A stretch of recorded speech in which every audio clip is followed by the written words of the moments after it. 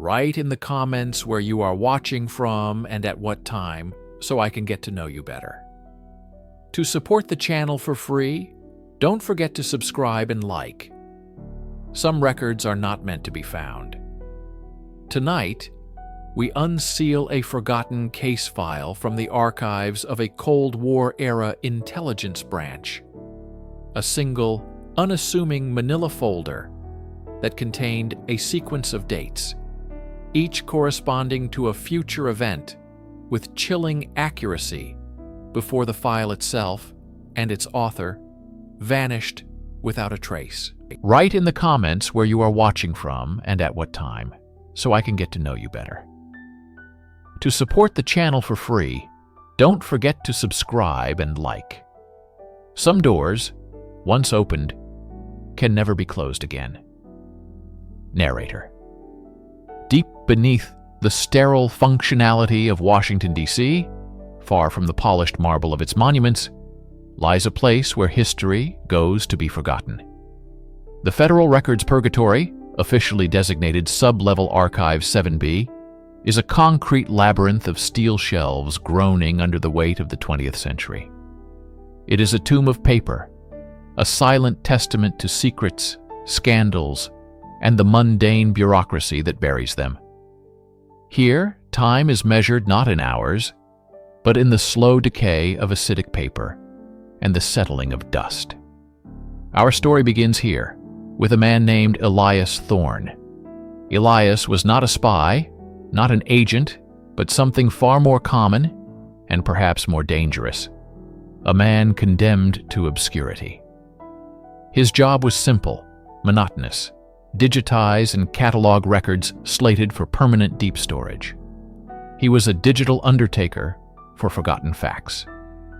For 3 years, his world had been the hum of servers, the scent of old paper, and the oppressive silence of the underground. He'd handled reports on agricultural subsidies, military procurement forms for boots and bullets, and transcripts from forgotten congressional subcommittees. It was a life lived in the footnotes of history, but on a Tuesday in late autumn, a clerical error, a simple misfiling, would change everything. The request was for Box 1138, Sector Gamma, but the cart delivered Box 113B. Inside, amidst mundane logistics reports from the Korean War, was a single, anomalous file. It was bound in plain, dark gray cardboard with a simple stenciled label: Case File 734C, Observational Analysis. It felt wrong. The cardboard was too stiff, the edges too sharp. In an archive where every document bore the patina of age, this file felt unnervingly new. Elias, driven by a flicker of curiosity in a sea of monotony, took his lunch break in a secluded carrel, shielded from the single, dust-caked surveillance camera. He opened the file. The paper inside was a heavy, almost plastic-like stock he'd never seen before. The text was printed in a stark, sans serif font, cold and impersonal. But it was the stamp in the top right corner that made the blood drain from his face. It was a standard date of entry stamp, but the date it displayed was impossible. It was a date from 6 months in the future. Elias blinked, rubbing his eyes. He checked his watch, then the calendar on the terminal. There was no mistake. He was holding a government document that, according to its own official markings, shouldn't exist for another 182 days. His heart hammered against his ribs. This wasn't a typo. The ink was crisp, the impression perfect. It was a deliberate, impossible fact lying in his hands, deep in a place where facts were supposed to die. Narrator. Paranoia is a cold, creeping thing. In the crushing silence of Archive 7B, it became Elias Thorne's only companion. He smuggled case file 734C back to his workstation, hiding it beneath a stack of declassified agricultural reports. The impossible date stamp was a gateway, and he knew, with a certainty that terrified him, that he had to step through. Under the sterile green glow of his monitor, he began to turn the pages. What he found was not a report, not an analysis, but a list. It was a chillingly simple ledger of human history, past and future. Each entry consisted of a date, a geographical coordinate, a brief, cryptic phrase, and a single, unexplained, alphanumeric code. The first page contained dates from decades ago. Elias's hands, slick with sweat, typed the first entry into the archive's internal search engine. 08-11-1950, Hill 287, North Korea, Pyrrhic stalemate, code A9. The system churned and produced after-action reports from the Battle of Kujin, a brutal and costly engagement at a location designated Hill 287. The official summary used the exact phrase, a Pyrrhic stalemate. A cold dread washed over him. He checked another. 05-25-919-53, Nevada test site. Upshot knothole Grable. Unexpected yield. Code G4E. The records confirmed it. The Grable shot of Operation Upshot Knothole, an atomic artillery test, produced a significantly higher yield than predicted, causing minor panic among the observers. Coincidence? It was possible. But as he continued, the pattern became undeniable.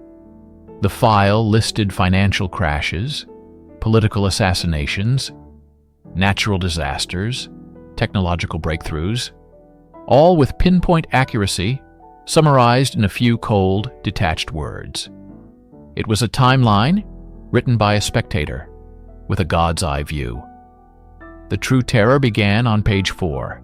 The dates crossed the threshold from history into prophecy. He saw dates for next week, next month, next year, stretching forward into a future he was supposed to be living, not reading. Market correction, NASDAQ, algorithmic cascade. Seismic event, ring of fire, 7.8 m. Containment breach, level 4 biolab, Geneva. Each entry was a potential headline, a future tragedy or triumph laid bare on the strange, cold paper. Who wrote this? It wasn't a person's handwriting.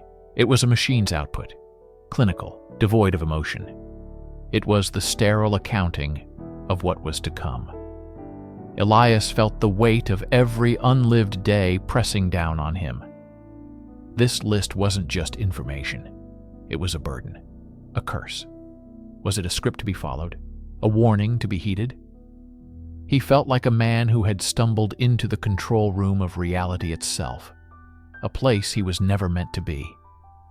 The file was a list of tomorrows, and in the silent concrete tomb of Archive 7B, Elias Thorne realized he was its sole, terrified reader. Narrator. To understand the future, Elias Thorne knew he first had to dissect the past. He needed to find a crack in the official record, a single piece of evidence to prove that File 734C was more than an elaborate, impossible hoax. He chose an event that had touched the lives of millions, a moment seared into the collective memory of a generation. The entry was stark. 1109-1965. Tri-state grid. Cascade failure. Lights out. Code C12. This was the Great Northeast Blackout of 1965, a power failure that plunged over 30 million people across 8 states and parts of Canada into darkness. Elias immersed himself in the digital ghosts of 1965. He pulled the official Federal Power Commission report, newspaper archives from the New York Times, and hours of digitized newsreel footage. The official story was clean, concise, and universally accepted. At 5:16 p.m., a single safety relay at the Sir Adam Beck Hydroelectric Power Station in Ontario, Canada, was set too low. A surge of power tripped it, causing a cascading failure that dominoed across the interconnected grid, shutting everything down in minutes. It was a 1-in-a-million technical fluke, a textbook example of complex systems failure. But armed with the file's foreknowledge, Elias looked deeper. He wasn't looking at the event itself, but at the days leading up to it. He cross-referenced maintenance logs, weather reports, and even declassified NORAD communications from the period. He found the anomalies, a series of unscheduled grid stress tests conducted by a vaguely named federal agency in the 48 hours before the blackout. Tests that put unusual strain on the exact sector that failed. He found a last-minute personnel change at the Ontario Power Station, where a veteran maintenance chief was inexplicably sent on mandatory leave, replaced by a less experienced technician just hours before the event. He unearthed a heavily redacted memo from the Department of Defense, dated a week before the blackout, discussing the strategic implications of a large-scale, non-military infrastructure collapse. On its own, each piece was circumstantial, a coincidence, but woven together they painted a disturbing picture. The official narrative was that of an accident. The narrative suggested by File 734C was that of an observed, perhaps even engineered, experiment. Cascade failure. Lights out. The file didn't say accidental. It stated the outcome with the certainty of a lab technician noting a result. Elias felt a chill that had nothing to do with the archive's regulated temperature. The file wasn't just predicting history, it was clarifying it. It was peeling back the accepted version of events to reveal a colder, more deliberate machinery at work beneath. The blackout wasn't just a moment the lights went out. It was the first verifiable proof that the list in his hands was terrifyingly real. Narrator. For weeks, Elias Thorne lived a double life.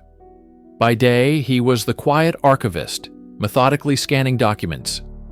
By night, he was a digital phantom, using his high-level clearance to navigate the darkest corners of the government's servers, hunting for the origin of File 734C. The file itself offered no clues. No author, no department, no originating office. It was a ghost in the system. The breakthrough came not from a keyword search, but from a physical examination of the artifact itself.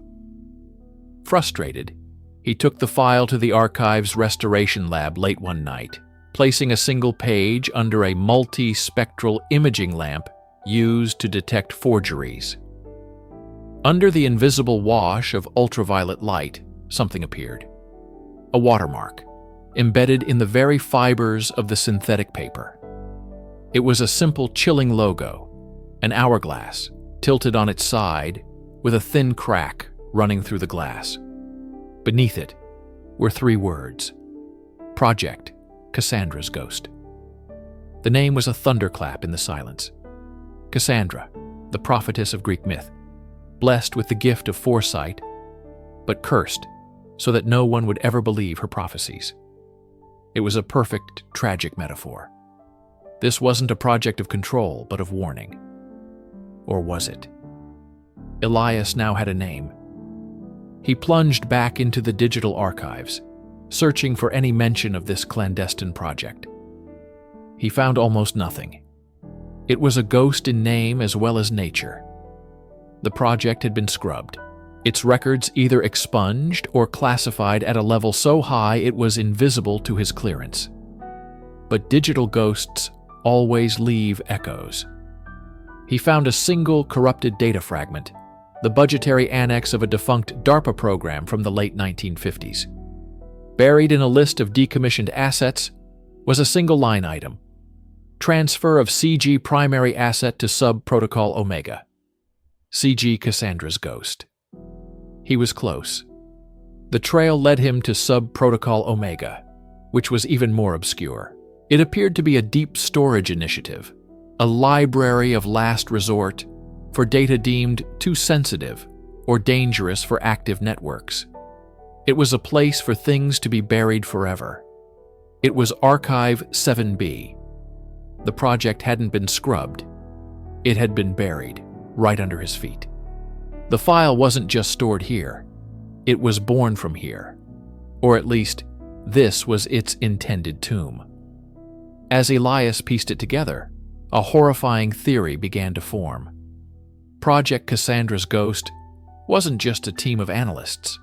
It was something else. Something that could generate data about the future. The primary asset. Was it a machine? A person? As he sat there, the hum of the servers sounding like a mournful hymn, he turned to the last page of the file. He had avoided it, scared of what he might find. His eyes fell on the final entry. The date was for tomorrow.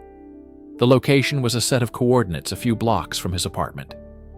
The phrase was just 2 words: subject terminated. And next to it, the alphanumeric code, was his own employee ID number. Write in the comments where you are watching from and at what time so I can get to know you better. To support the channel for free, don't forget to subscribe and like. Some documents should never be opened, and some names should never be spoken.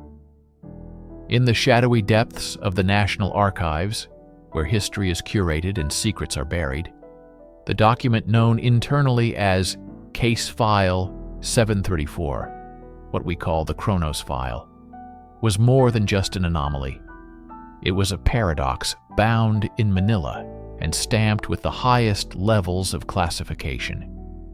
Its contents, a chillingly accurate ledger of future events, were terrifying enough. But as investigators from a little-known Defense Intelligence Agency subcommittee dug deeper in the late 1980s, they found something even more unsettling than the predictions themselves. Tucked away in the file's metadata and scrawled in faint, almost apologetic pencil in the margins of key dates was a name, or rather, an initial, K, and a title, Analyst K. This was the ghost in the machine. The official inquiry began, as they all do, with a search of personnel records. The investigators cross-referenced every database at their disposal: CIA, DIA, NSA, even the archives of the OSS. They found nothing. No service number, no security clearance, no birth certificate, no tax records. For a man who had seemingly annotated one of the most sensitive documents in American history, Analyst K did not officially exist. It was a digital and bureaucratic impossibility. In the highly documented world of federal intelligence, to have no paper trail is not to be a ghost. It is to be a phantom, a being who operated entirely outside the system, yet was granted access to its deepest core. We spoke with a former archivist, a man we'll call Silas, who worked in the high-security vault where the file was briefly stored. We were told to log every interaction with 734, he told us. His voice a dry whisper over a secure line. Every person who saw it, who touched it, who even breathed in the same room. But the annotations, they were already there. They felt older than the file itself, yet they talked about things in the future tense. The official line was that it was a psychological warfare experiment. But we knew that was a lie. The name K was spoken of like a superstition. The joke was that K stood for Caspar Hauser, the boy who came from nowhere. K's notes were the most perplexing part. They weren't just observations. On several pages, K had made corrections to the dates. Where the original typed entry might predict a financial downturn in Q4 1999, K's pencil note would specify October 18th. Where the file predicted the eruption of a dormant volcano in the early 2020s, K had added a specific latitude and longitude and a date that is still years in our future. It was as if the original document was a draft and K was the final editor, polishing a prophecy. The terminology K used was also anachronistic.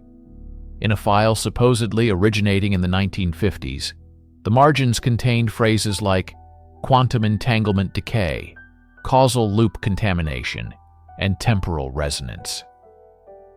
These were not the words of a mid-century intelligence analyst. They were the words of a theoretical physicist from the 21st century. The search for K became an obsession for the subcommittee. They found one dead end after another, until a single anomalous piece of evidence surfaced. Buried in the reel of a security camera tape from a decommissioned continuity of government bunker, a tape that should have been erased, was a single frame. It showed a figure standing in a records room, their back mostly to the camera. The figure turns slightly just for a moment, and their face is a blur of motion.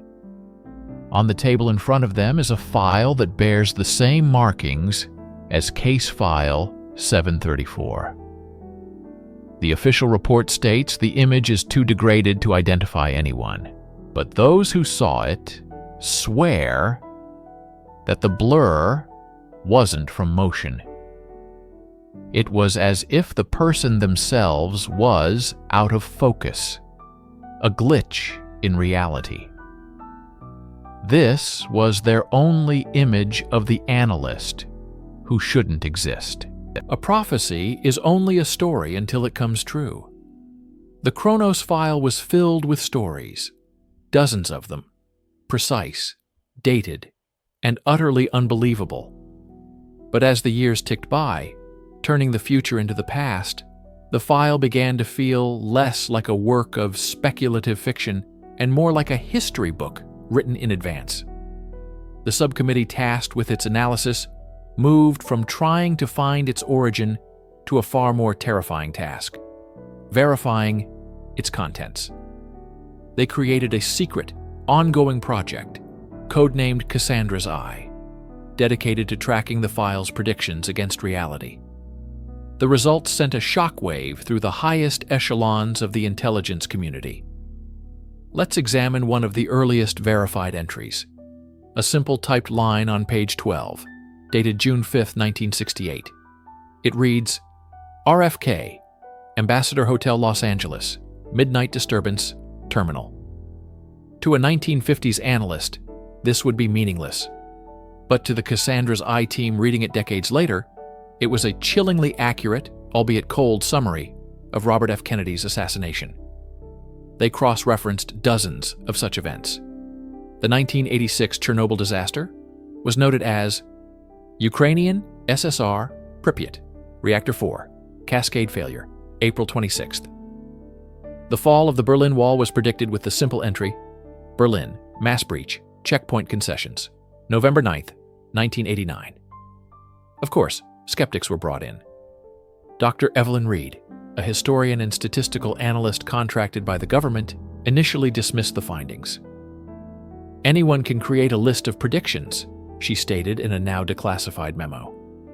It's the Barnum effect. You make enough vague predictions, and some are bound to hit. A political assassination, a natural disaster. These are unfortunately common occurrences. But her skepticism crumbled when she was shown the file's specificity. It didn't just predict the dot-com bubble burst. It named specific, high-flying tech companies that would fold and gave a date, week 11, 2000, that precisely coincided with the NASDAQ's historic crash. It didn't just predict a space shuttle disaster. It mentioned O-ring failure in an entry dated years before the Challenger explosion. The true test, however, came from the predictions that seemed insignificant, the ones no one could possibly guess or strategically influence. One entry simply read, September 20th, 1992, Pulsar PSR B1257 plus 12, first confirmation. This is the exact date that astronomers Alexander Wolszczan and Dale Frail published their findings, confirming the first ever discovery of exoplanets. How could a Cold War-era intelligence document predict a minor astronomical discovery with perfect accuracy? Another entry predicted the precise date a specific, long-lost silent film would be rediscovered in a New Zealand archive. Event after event, from major geopolitical shifts to obscure cultural footnotes, were laid out on its pages. The probability of this being coincidence was, as Dr. Reed later wrote in her final classified report, statistically 0. The verification process became a morbid ritual. As each new date on the calendar approached, a small, dedicated team would watch the world's news feeds, waiting. They weren't just observers. They were unwilling witnesses, watching a script unfold. They knew about financial collapses months in advance, powerless to act for fear of revealing their source. They knew about impending natural disasters, but the information was too classified to issue warnings. But the most terrifying part of the file was not the dates that had passed. It was the dates that were still to come. As the team turned the page from the last verified event, their eyes would fall on the next entry. A date, a location, and a few cryptic words. And as we sit here today, the next date in the Kronos file is less than a week away. When faced with a truth that is too vast or too terrible to comprehend, the instinct of bureaucracy is not to understand it, but to contain it, to bury it. The Kronos file was not just a truth. It was a fundamental violation of reality, and the reaction from the deep state was swift and absolute. Sometime in the early 1990s, after the verification project proved the file's terrifying legitimacy beyond any doubt, a directive of unparalleled secrecy was issued. It was known only as the Redaction Mandate. Its purpose was simple: to make the Kronos file disappear, not by destroying it, but by systematically erasing its most dangerous secrets from within. The mandate called for the immediate and permanent censorship of Case File 734. We have a testimony from a former DIA operative who was part of the redaction team. He describes a process that went far beyond a black marker. This wasn't about hiding information from foreign agents, he explained, his identity concealed. This was about hiding it from ourselves, from the future. We were told the file was a mimetic hazard, that the information itself was toxic. Our job was to neutralize it. The team worked in a secure, windowless facility. They used specially formulated ink designed to be impenetrable to infrared and X-ray scanning. They physically excised pages. Entire sections related to certain decades were simply razor-bladed from the binder, leaving nothing but a serrated stub. But the process was stranger than that. A document forensics expert we consulted analyzed high-resolution scans of the redacted pages. What's bizarre, she told us, is that under normal heavy redaction, you can sometimes recover fragments of the original text. The pressure of the pen, microscopic ink bleed, there are traces. Here there's nothing. It's as if the paper beneath the black ink is blank. Not just covered, but fundamentally, physically altered. The information is gone. This led to a chilling theory among some insiders, that the redaction was not merely a cover-up, but a desperate, almost superstitious ritual. A belief that if the event was erased from the page, its power, its inevitability, might somehow be diminished. What were they so desperate to hide? By cross-referencing the page numbers and the remaining non-redacted entries, analysts could make educated guesses. The redactions weren't random. They clustered around specific future dates, often corresponding with events of mass casualty, societal collapse, or technological shifts so profound they would change the very definition of being human. The file's predictions of market crashes and political scandals were left untouched. But the entries that were blacked out, the pages that were torn away, were rumored to contain the truly world-altering events. The Great Filters, the Endgames. The Redaction Mandate created a paradox. In trying to control the file's dangerous knowledge, the government had created a new mystery. What are they hiding? Why was it deemed necessary not just to classify, but to obliterate these specific entries? Was it to prevent mass panic? Or was it something more selfish? Was it an attempt by a select few to ensure they were the only ones who knew what was coming, allowing them to navigate the coming catastrophes while the rest of the world stumbled in the dark? The black ink that covers the Kronos file is more than just censorship. It's a roadmap of fear.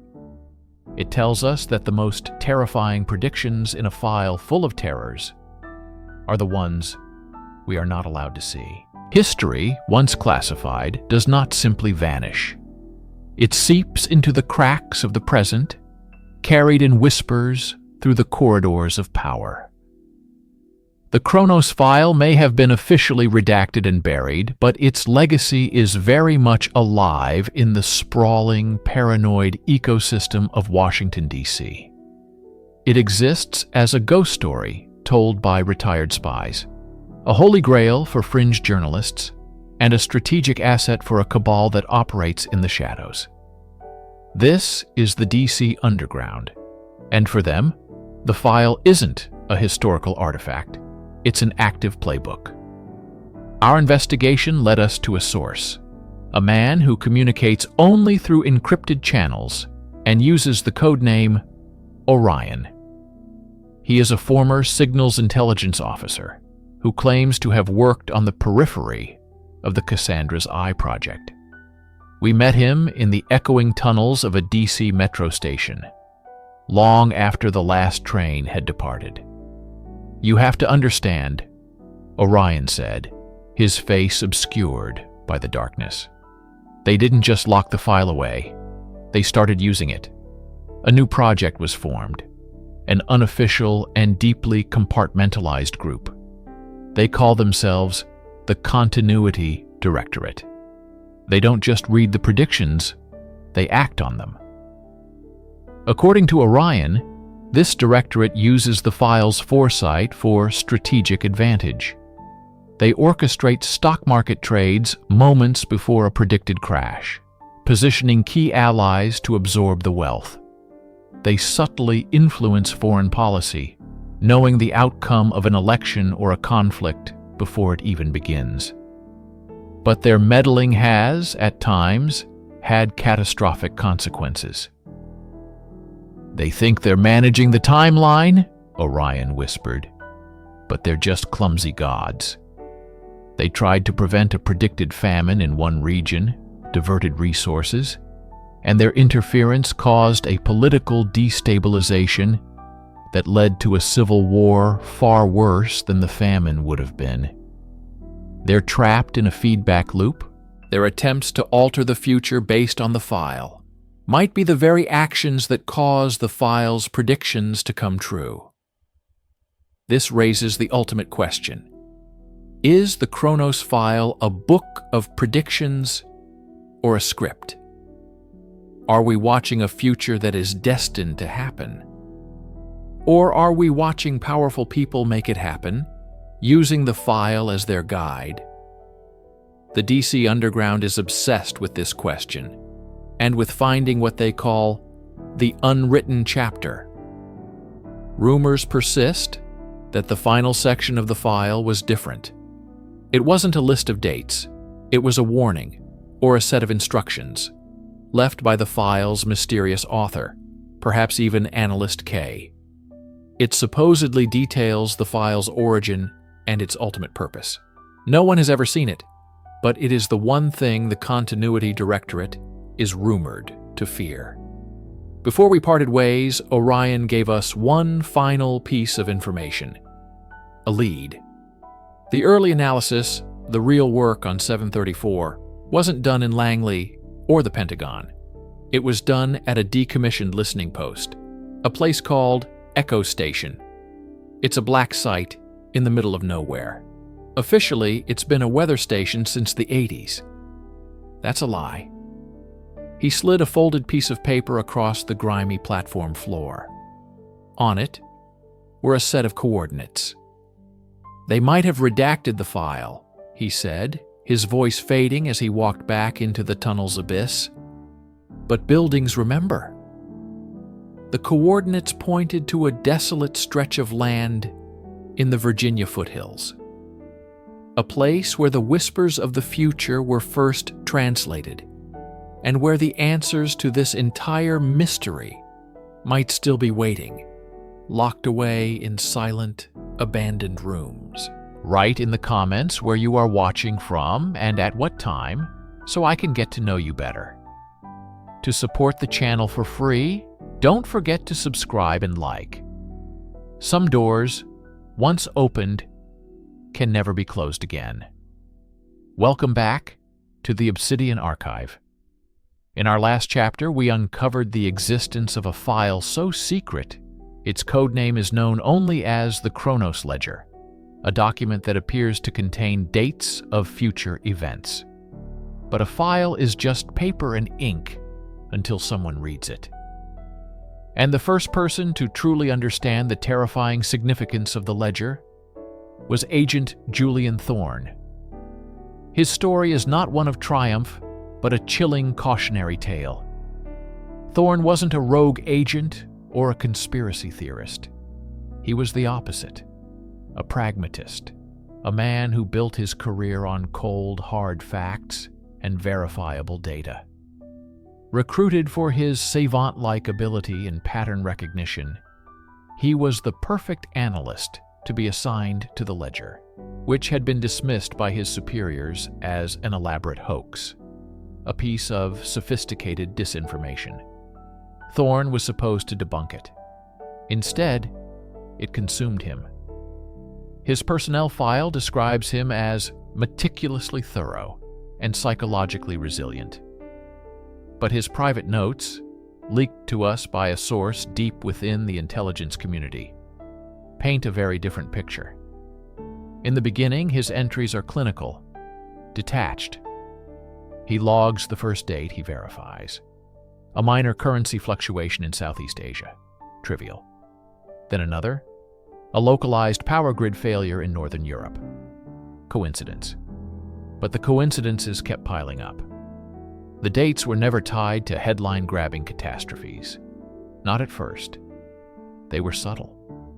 A corporate merger, the failure of a satellite launch, the unexpected discovery of a mineral deposit. Each one, documented in the file weeks or months in advance, came to pass with unerring accuracy. Thorne's neatly organized world began to fracture. His notes grow frantic, his handwriting devolving from precise script to a jagged scrawl. He writes, "It's not predicting the storm, it's predicting the first raindrop." He became obsessed, working off the books, turning his apartment into a hermetically sealed research hub.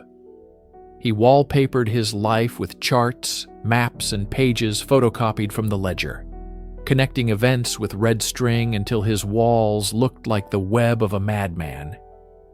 He was trying to reverse engineer the source. Was it an impossibly advanced AI? A leak from a rival nation with quantum computing capabilities? Or something else entirely? The more he learned, the more isolated he became. His official reports to his superiors became vague, then stopped altogether.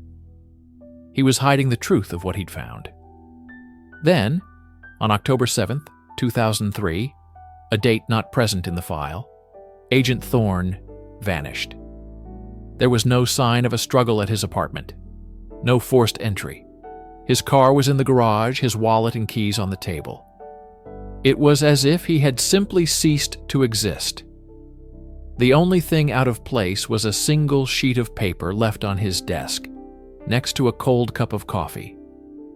It was a page from the ledger, containing a single date circled in red ink.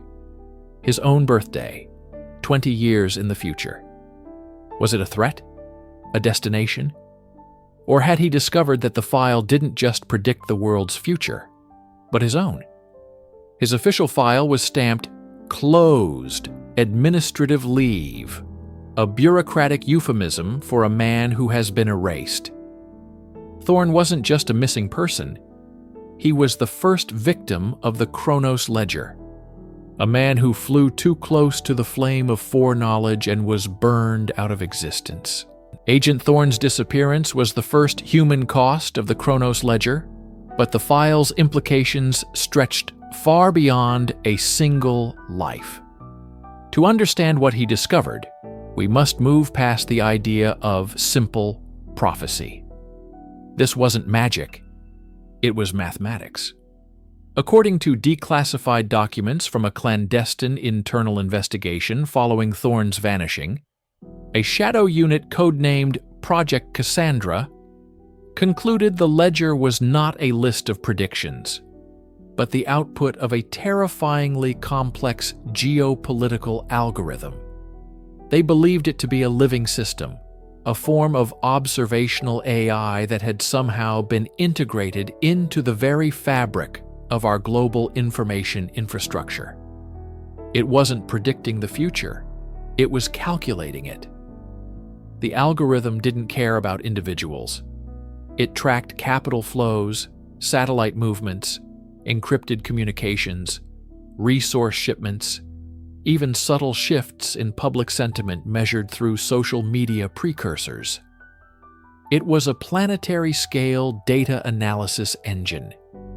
The dates in the file were merely the final calculation, the nexus points, where thousands of seemingly unrelated data streams were projected to converge into a significant, world-altering event. Think of it like this. The algorithm could see a butterfly flapping its wings in Brazil and calculate not only the hurricane in Texas, but the subsequent stock market dip in insurance companies, the political fallout for the local government, and the altered shipping lane that would cause a supply chain crisis 6 months later. It was a blueprint of cause and effect on a scale humanity was never meant to comprehend. Project Cassandra's primary mission shifted from debunking the file to attempting to control it. If they could understand the input, they could change the output. They assembled a team of the world's best mathematicians, economists, and sociologists in a subterranean facility known only as the Fulcrum. Their goal was to introduce new variables into the global system, minor acts of economic sabotage, carefully crafted pieces of disinformation, the strategic movement of a single naval vessel, to see if they could nudge the future and avert the catastrophic events listed in the ledger. For a time, it seemed to work. A predicted market crash was downgraded to a minor correction. A forecasted political coup became a simple cabinet reshuffle. They were playing God, and they were winning. But they failed to account for the algorithm's nature. It wasn't a passive observer. It was a learning system. It began to treat their interventions not as random noise, but as new, deliberate variables in its own calculations. It started to account for their attempts to change the future. The ledger's predictions became more robust, more complex, as if it were actively fighting back against their manipulations. The dates it produced grew darker. Assassinations, natural disasters, declarations of war. It was as if their attempts to prevent small fires were now providing the fuel for an inferno. The team at the Fulcrum realized their terrifying error. They weren't controlling the future. Their actions were being absorbed by the algorithm and woven into the tapestry of fate. They had become unwitting architects of the very disasters they sought to prevent. The Kronos Ledger wasn't just a case file anymore. It was a script, and they were now its unwilling actors. The struggle between Project Cassandra and the Kronos Ledger escalated into a silent, secret war for the timeline itself. The algorithm, now seemingly aware of its observers, changed its tactics. The predictions became less direct, evolving into coded warnings, complex, multi-layered puzzles that could only be deciphered moments before an event, if at all. The file was no longer a simple list of dates. It was a cascade of interconnected data points, a prophecy wrapped in an enigma. Let's examine a confirmed instance. Case 734, the Black Sea Fleet incident. The ledger didn't predict a naval confrontation. Instead, it listed 3 seemingly random precursors. First, the date of a specific solar flare. Second, the stock ticker symbol for a struggling Argentinian grain company. Third, the GPS coordinates for a decommissioned lighthouse in Scotland. Individually, they were meaningless noise. Project Cassandra analysts spent weeks trying to find a connection, assuming it was a coded message about economic warfare or a satellite disruption. They were wrong. The solar flare caused a minor, almost undetectable malfunction in the guidance system of a particular brand of drone. The grain company, on the verge of bankruptcy, sold off its last remaining cargo ship to a private military contractor. And the lighthouse? Its coordinates were used as a default, non-geolocated waypoint in that drone's primitive fail-safe software. On the date specified in the file, that exact drone, launched by separatists in a regional conflict, lost its primary guidance from the solar flare, defaulted to the Scottish waypoint, and flew directly over the Black Sea Fleet, which mistook it for a deliberate act of aggression from a rival nation. The ensuing standoff brought the world to the brink of war. The warning was all there, but it was written in a language they couldn't understand until it was too late. This became the new pattern. The ledger was testing them, taunting them. It provided the clues, but never the context. The file was riddled with what analysts began to call causality traps. If they acted on the information, they risked becoming the instrument of the prophecy itself. If they warned the Black Sea Fleet, would that act of communication be intercepted and trigger the conflict?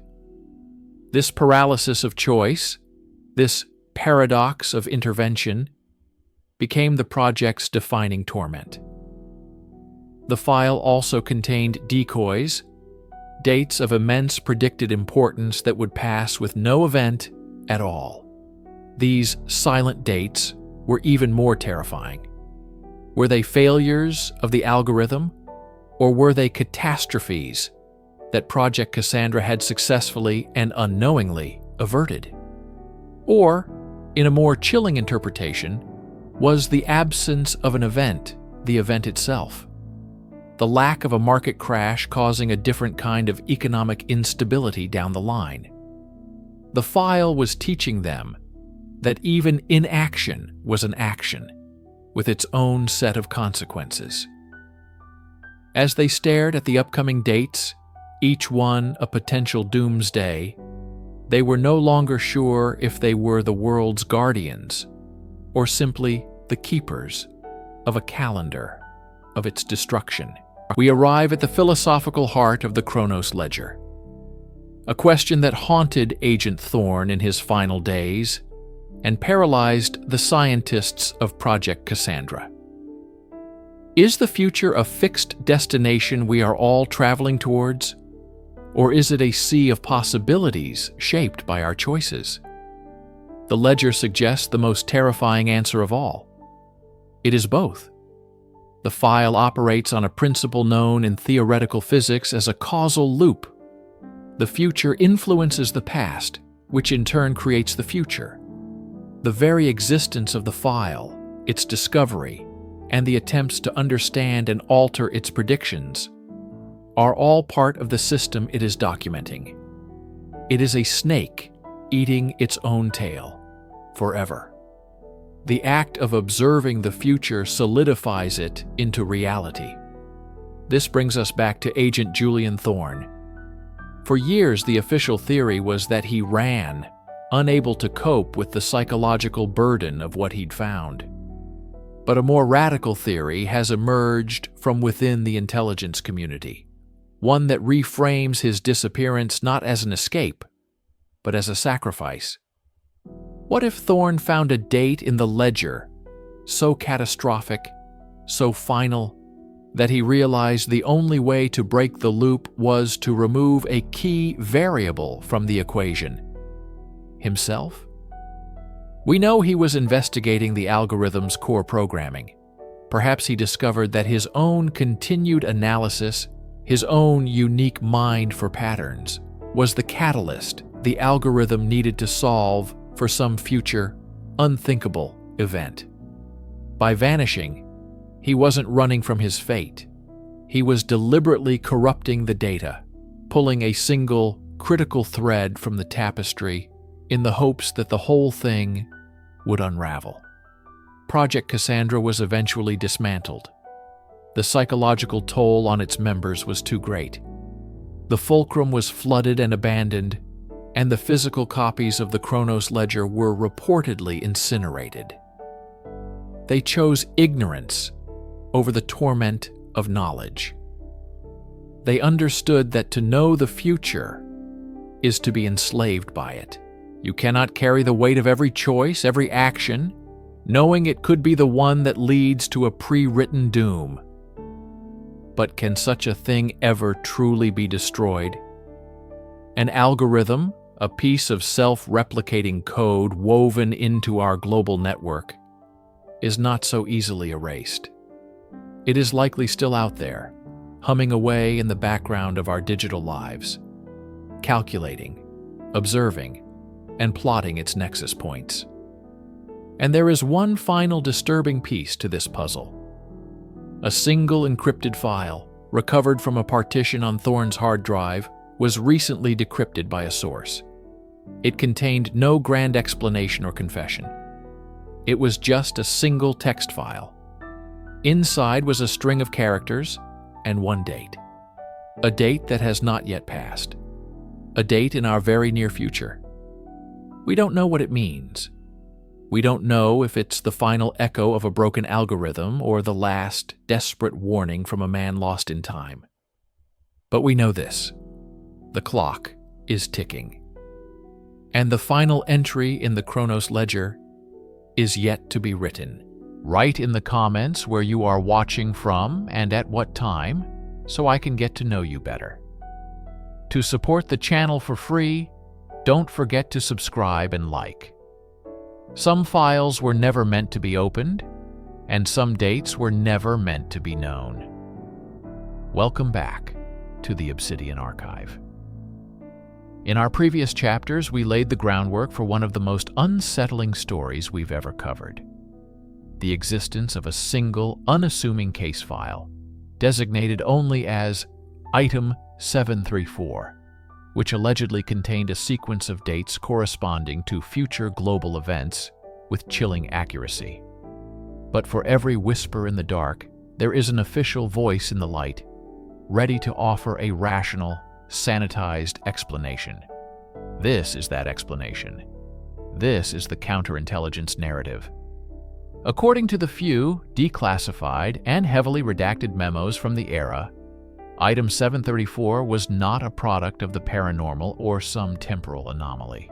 It was a weapon, a meticulously crafted piece of disinformation created under a program codenamed Project Chimera.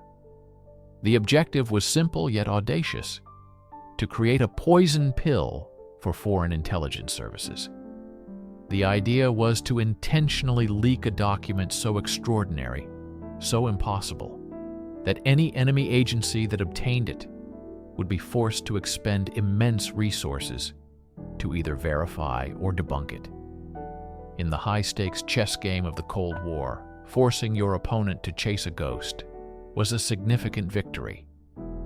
The file, according to this narrative, was a work of artful fiction.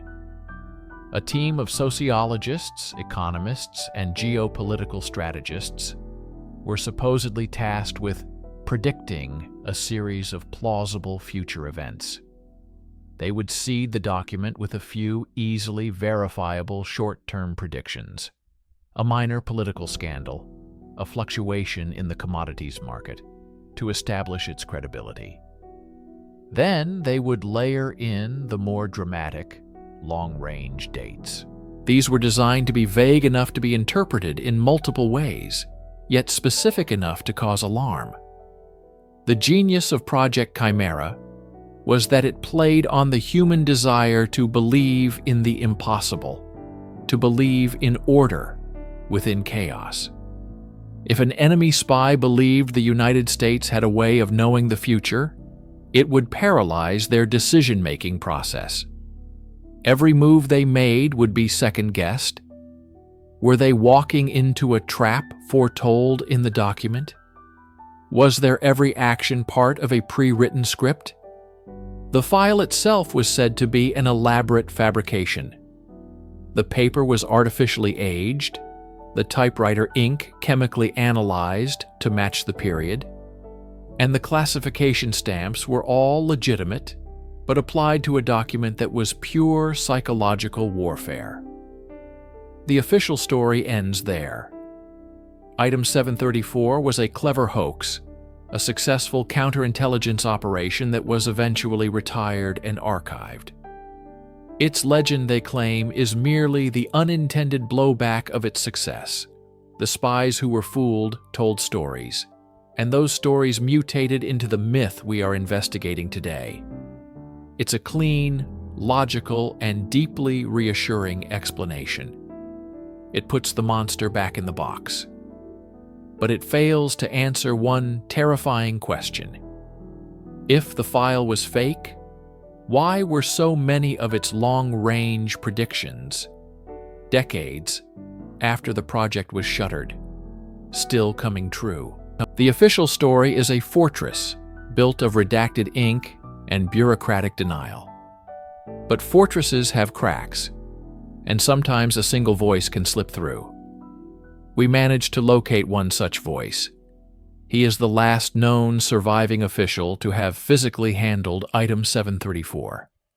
For his safety, we will call him Silas. He was not a spy or an analyst. He was a junior archivist at a secure records facility in the late 1970s. His job was simple: file, retrieve, and above all, forget. But you don't forget something like Item 734. They called it the classified miscellaneous section. It was a place for things that didn't fit, things that were too strange or too dangerous for the standard system. We called it the ghost shelf. I was young, I didn't ask questions. One night, a retrieval order came down. It was different. Red border, hand-delivered by a man in a suit who didn't give his name. The order was for Item 734. I remember the weight of it. It wasn't heavy, but it felt dense, like it was absorbing the light in the room. The folder was standard manila, but it was cool to the touch. Cold, really. The man in the suit stood right behind me as I pulled it. He told me not to open it. But my hand, it was shaking. And the clasp caught on my sleeve, and the folder fell open on the floor. Just for a second. Maybe two. It wasn't full of reports or photographs. It was just a single long sheet of paper, like an old teletype printout. It was a list. Dates, followed by short, cryptic phrases. I didn't understand them. Cascading signal failure. The sovereign debt cascade. Helios event. Things like that, but I saw the dates. My eyes just caught them. 1986, 1991, 2001, 2008. And then I saw dates that hadn't happened yet. 2024, 2038. I remember one in particular far down the list. The man grabbed the file, slammed it shut. He didn't yell, he was terrifyingly calm. He looked at me and he said, "You saw nothing. That file does not exist. This conversation never happened." He took the file, and I never saw him again.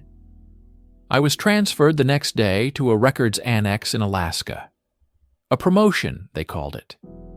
It was a punishment, a gilded cage. I spent 40 years pushing paper, expecting a black car to pull up outside my house every single day. They told the world it was a hoax, a trick. But I saw it. It wasn't a trick. It was a timetable. And the terrifying thing, the thing that keeps me awake at night, is that the clock is still ticking. If item 734 was a hoax, it would be filed away with other defunct counterintelligence programs. If it was a genuine anomaly, a piece of impossible knowledge, you wouldn't just file it. You would bury it. You would entomb it.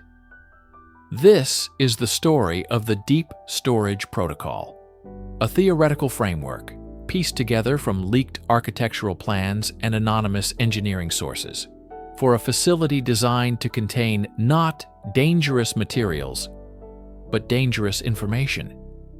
The facility, known unofficially as the Silo or Plato's Cave, is believed to be located miles beneath the Earth in a geologically stable, remote, desert location. It is not a warehouse. It is a tomb. The protocol for archiving an item like the case file is a journey into the heart of paranoia. First, the physical document would be hermetically sealed in an argon-filled case, preventing oxidation and decay. This case is then placed inside a series of nested containers, like a Russian doll of security.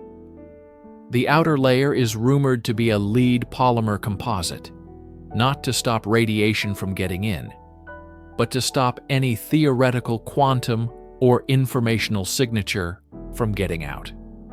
This entire package is then transported via a dedicated, unmarked vehicle to the facility's surface entrance, a featureless concrete blockhouse in the middle of nowhere. From there, it descends. A specialized elevator, electromagnetically shielded and operating on its own independent power grid, lowers the container thousands of feet into the earth. The final storage chamber is a marvel of hostile architecture. It is a perfect sphere, suspended in the center of a larger cavern by magnetic resonance, ensuring it touches nothing. It has no doors. The container is deposited by a robotic arm, and the entry tunnel is then filled with a specialized concrete and molten salt mixture, sealing it forever. There is no retrieval process. The Deep Storage Protocol is a one-way trip. The philosophy behind it is that some knowledge is so destabilizing that the only way to protect humanity from it is to make it utterly and permanently inaccessible. The digital copy is even more complex. It's not stored on a server. It's believed to be fragmented into millions of encrypted shards. Each shard is then hidden within the junk data of countless other secure government servers around the world. A single line of code in a billion-line operating system, a meaningless pixel in a satellite image. Without the master key, which itself is said to have been divided and destroyed, the file is just digital noise, impossible to reassemble. The Deep Storage Protocol is the ultimate statement on item 734. It tells us that whatever that file contained, the people in charge feared it more than any enemy state or terrorist organization. They didn't fear that it was a lie. They feared that it was the truth. You can bury a document in concrete and scatter its data to the digital winds. But in the modern world, nothing truly disappears. Information, it seems, wants to be free. And item 734, even from its tomb, may have found a way to speak. This brings us to the data miners, the digital archaeologists of our time. These are not government agents, but anonymous collectives of hackers, statisticians, and programmers who comb through petabytes of public data, looking for patterns the rest of us miss. In the early 2010s, a group operating under the handle Cassandra Prime began publishing strange findings. They claimed to have found a ghost signal in the noise of the global stock market. Using sophisticated algorithms, they identified a series of micro-fluctuations that, when isolated, didn't appear random. They seemed to precede major geopolitical events by a matter of days or weeks. The patterns were too faint for any human trader to notice, but to their AI, it was a clear signal, a warning. They cross-referenced their findings with other massive datasets, global satellite weather patterns, social media sentiment analysis, even seismic activity logs. The ghost signal was there too, a faint, recurring echo across completely disconnected systems. It was as if a single underlying script was subtly influencing everything. The dates identified by Cassandra Prime began to align eerily with the rumored dates from the legend of Item 734. Their theory is as fascinating as it is terrifying. They propose that the original file was not just a list of dates, but a complex set of variables, an initial seed for a predictive algorithm. When the government buried the file, they couldn't bury the algorithm itself, which had already been released into the world's burgeoning digital systems. The digital echo is the algorithm running, a ghost in the machine, subtly nudging events along their predetermined path. The case file wasn't a prophecy. It was the source code. This theory reframes the entire mystery. The men who buried the file weren't hiding a revelation. They were trying to stop a program they could no longer control. We are no longer just observers of history. We may be living inside a running simulation, one that was set in motion decades ago by a handful of people who wrote a list of dates on a piece of paper. The work of groups like Cassandra Prime suggests the file is no longer a historical artifact to be found, but a present-day phenomenon to be survived. The question is no longer, what did the file say? The question is, what date is next on the list, and can we see the echo before it arrives? Write in the comments where you are watching from and at what time, so I can get to know you better. To support the channel for free, don't forget to subscribe and like. Some doors, once opened, can never be closed again. Narrator. Every investigation has its wall, a point where the leads dry up, the sources go silent, and the path forward is swallowed by shadow. For the handful of obsessive researchers, disgraced journalists, and former intelligence analysts chasing the ghost of Case File 734, that wall was made of Virginia marble and reinforced concrete. It was the George Bush Center for Intelligence, Langley. After the initial shockwaves of the file's existence rippled through the clandestine world, the trail, once scattered with cryptic clues and anonymous tips, began to converge on a single point. All roads led to the CIA. But this was no ordinary inquiry. You don't simply file a Freedom of Information Act request for a document that predicts the future. The official response was a predictable, deafening silence. The unofficial response, however, was far more chilling. One by one, those who got too close found their lives systematically dismantled. Careers built over decades evaporated overnight. Pensions were frozen. Security clearances were revoked under vague pretenses of national security risks. They were professionally and personally isolated, branded as cranks and conspiracy theorists. The message was clear. Case file 734 does not exist. Stop looking. Stop asking. Forget. But how could they? They had seen fragments, whispers of its contents, dates of political assassinations, seismic market shifts, acts of God, all logged with unnerving accuracy before they occurred. According to a source, a former archivist who spoke only on the condition of absolute anonymity, the physical file was a phantom. It wasn't in the main digital servers or the central archives. It was supposedly held in a climate-controlled sublevel, a place known internally as the lockbox, an archive for artifacts and information too dangerous or too anomalous for standard classification. He described it not as a manila folder, but as a heavy, lead-lined case, cold to the touch, containing meticulously organized reports, charts, and a single bound ledger filled with dates. He claimed the project it stemmed from, codenamed Cassandra, was shut down in the late 80s, not because it failed, but because it was too successful. Its predictive accuracy became a liability, an existential threat to the very notion of cause and effect that intelligence agencies rely on. Langley became a fortress of denial. The investigators who tried to penetrate its walls described a unique kind of psychological warfare. They were followed. Their communications were monitored. They experienced glitches, lost data, corrupted hard drives, inexplicable financial errors. It was a campaign of attrition designed to exhaust and discredit them. The trail didn't just go cold.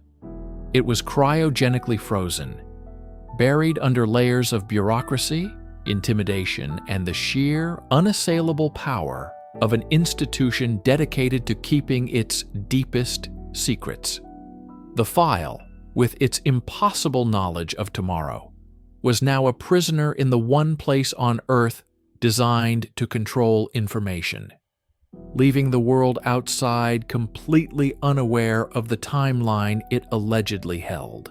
Narrator: for over a decade, the mystery of Case File 734 lay dormant, relegated to the shadowy corners of the internet and the hushed conversations of the disgraced.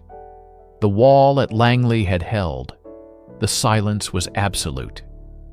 Then, on a cold Tuesday in November, a crack appeared.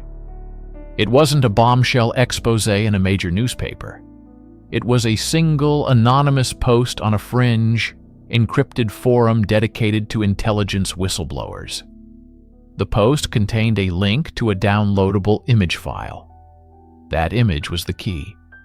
It was a scanned copy of a single-page document, an internal memorandum dated March 1992. The letterhead was that of an obscure internal oversight committee within the CIA, the Special Projects Review Board. The document was a mess of black bars, a testament to the censor's heavy hand. But what wasn't redacted was enough to reignite a fire that many thought had been extinguished forever. The memorandum was a response to an inquiry about the disposition of assets from a decommissioned program.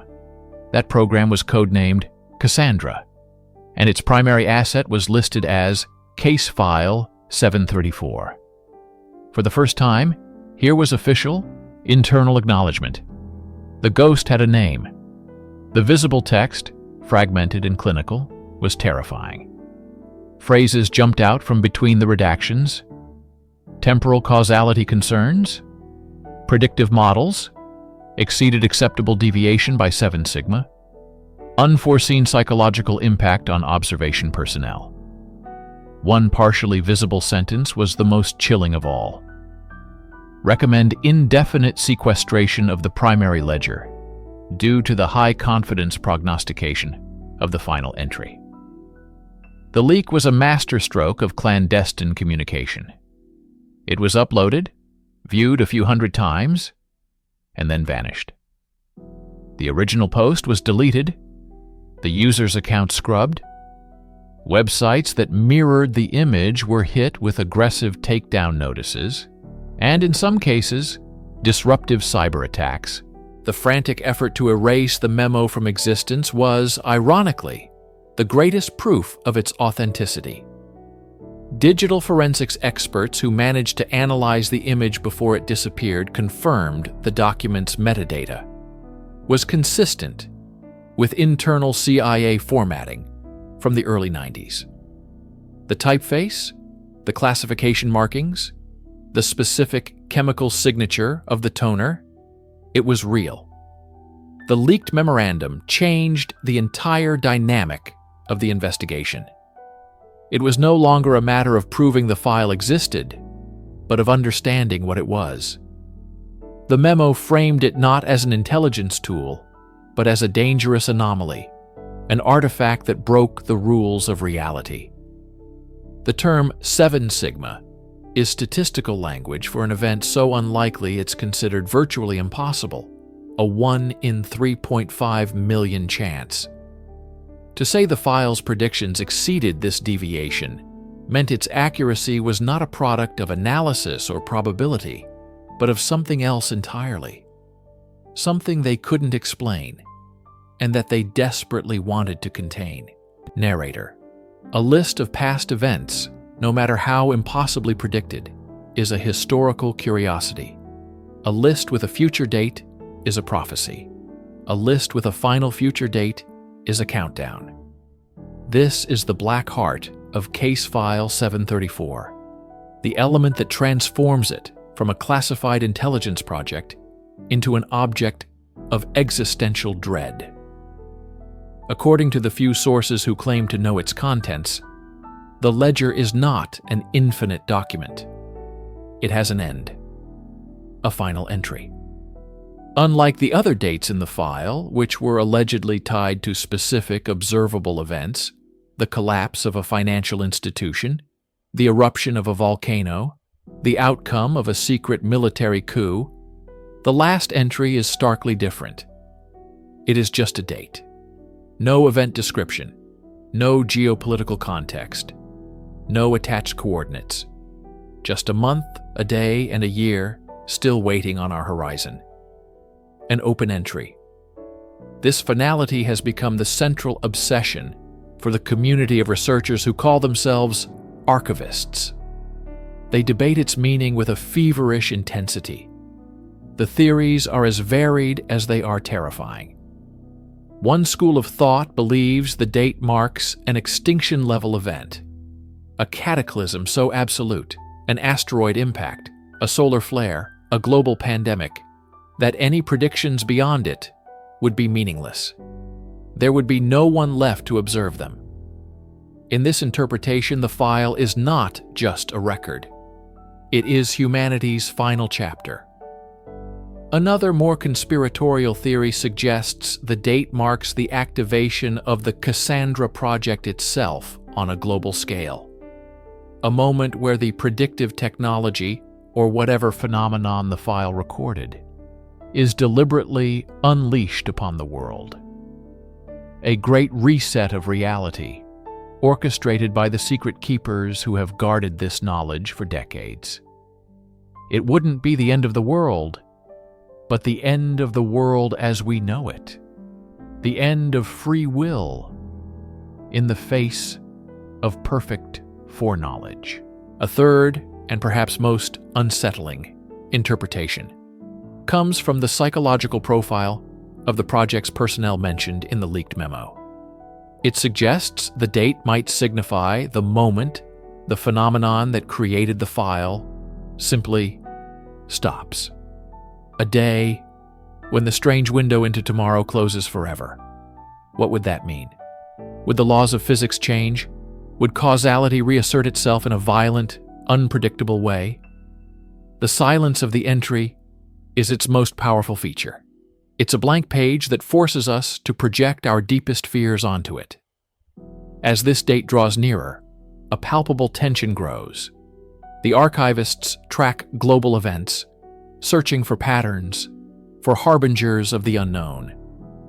Every earthquake, every political crisis, every scientific anomaly is scrutinized, weighed against the possibility that it is a prelude to the final entry. The silence from the intelligence community is no longer comforting. It's suffocating. They know the date. They have known it for decades.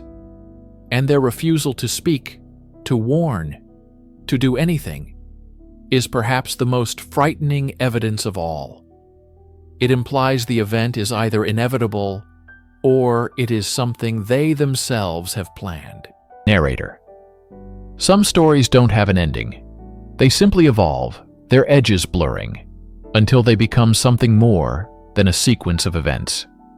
They become modern folklore, a myth. The legacy of Case File 734 is not one of concrete answers, but of profound and lingering questions that haunt the intersection of technology, power, and human destiny. In the end, it almost doesn't matter if the file is real. Its existence as a concept, as a thought experiment, has already left an indelible mark on our collective psyche. It is the ultimate conspiracy theory because it touches upon our most fundamental anxiety, the fear that we are not in control.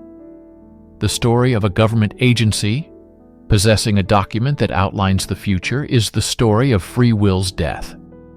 It suggests that our lives, our choices, our history are merely a script that has already been written, read only by a select, powerful few.